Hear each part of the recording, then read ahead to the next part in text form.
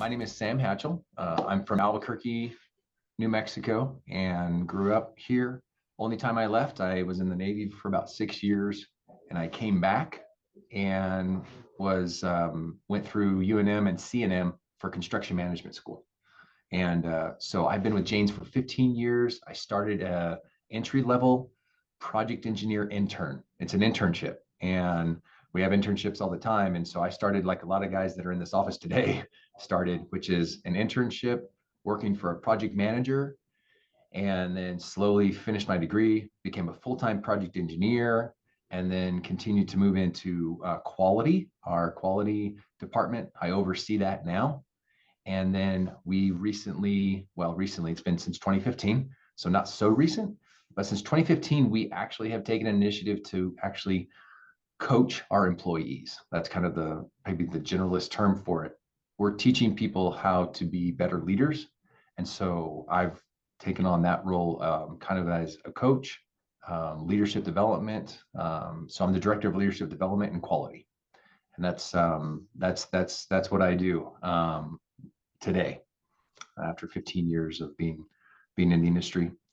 I work for a company that does general contracting, which basically means we're in charge of putting all the plans and specifications and design of a building and procuring all the material and labor that's going to basically build that building. So we do a lot of facilitating of craft workers in order to get roof, concrete, all those things. That's what a general contractor does. They're basically on site to help facilitate, almost like a conductor in a symphony. They're not necessarily playing the flute, but they're conducting the flute. One of the things that makes my jobs great is working with people, a lot of people, both inside of Jayne's and outside of Jayne's. So every project has a different project team, and it involves a lot of different people for every project. So if you have 30 projects going on as a company, that means you have 30 work groups throughout the company. And the next year, it'll be a different set of work groups. So the idea of getting to know a lot of different people and interacting with a lot of different people, that's what makes, I think, our business and being a general contractor really interesting, because you're not stuck with the same team for your entire career. So you're always able to ask and learn about a lot of stuff. There's a lot of things to learn. We're always looking for people who have, of course, the right character, this trust piece that we can trust them. And we're always looking for people who are willing to grow. I think if anything, it's this growth mindset, this wanting to learn. Those are the kinds of people who really thrive here. Not the ones who say, I just want to have a solid job that, just that I don't come in, that I come in and they don't want. We want people who want to give feedback on how to make us better.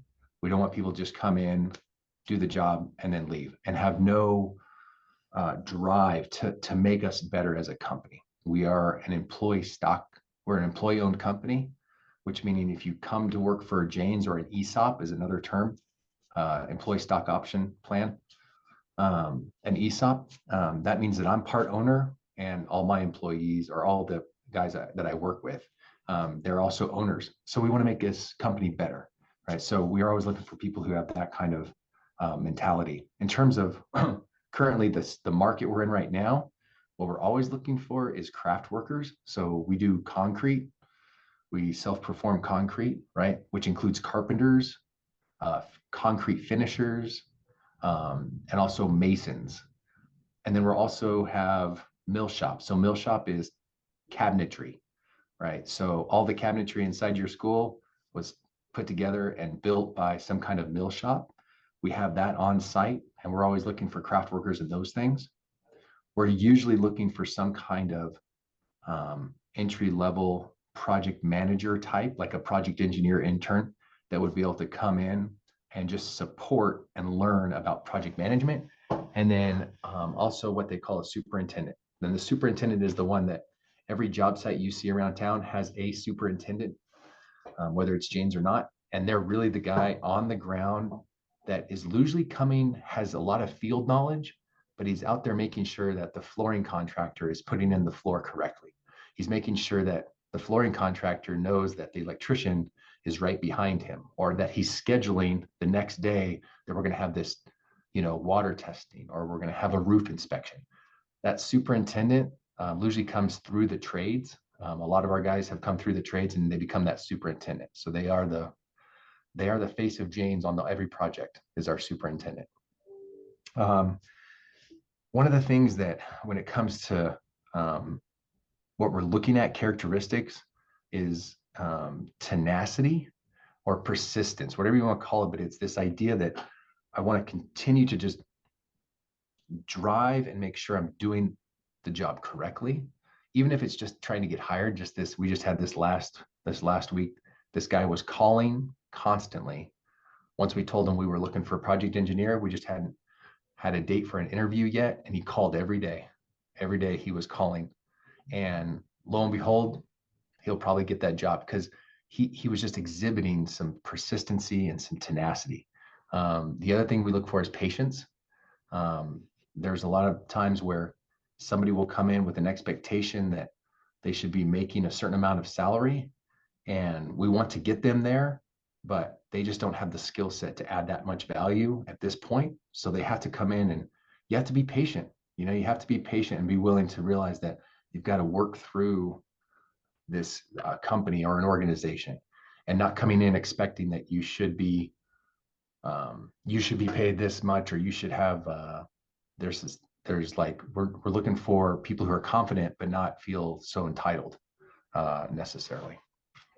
I already mentioned the growth and learning mindset. That's definitely something that we thrive people to have. In terms of like when they send in their resumes, a couple of things that stood out when I was talking to some guys in the company. Some 2 or 4 things that are kind of good things to have that we actually look at is that objective statement. Like, what is it that you want to do? What is it that you want to work for us? It's that first line that says, I want to be a project engineer intern for pop, pop, pop, pop, right? I want to be I want to be a masonry craftsman, whatever it is.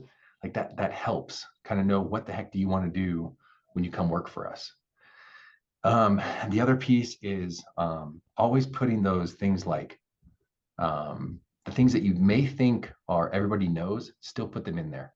Like, know how to use Microsoft Word, know how to use Microsoft Excel, can speak Spanish. I mean, those kinds of things are so practical because not everybody can do those things, but you got to communicate those things on that resume there. Also, the other piece would try to think about how you can take, for high schoolers, certainly, or for people just starting their career, taking those responsibilities you did that were related to school or outside of school and how they relate back to the job. So if you were the captain of the football team or you were in debate, like those kinds of things, tie them back into the job description itself. If the job description says you have to be customer focused, or you're going to be part of the client services group, somehow relate what you did back to that specific job description, right? It's this idea of customizing each resume based off of the company you're giving it to, not just a blank piece. And certainly do the hard yards to look at that resume and make sure you've gone through the grammar and the spelling, and then have somebody else look at it.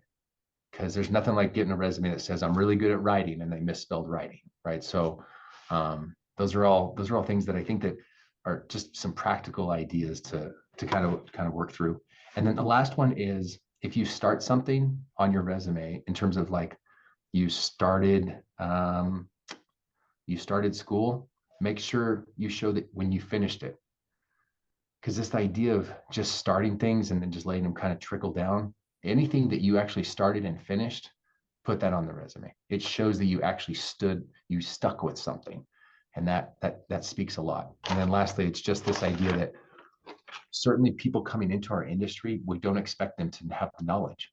We can give them the knowledge. What we're looking for is the character. We're looking for those things. We don't expect you to know how to build a building at all, right?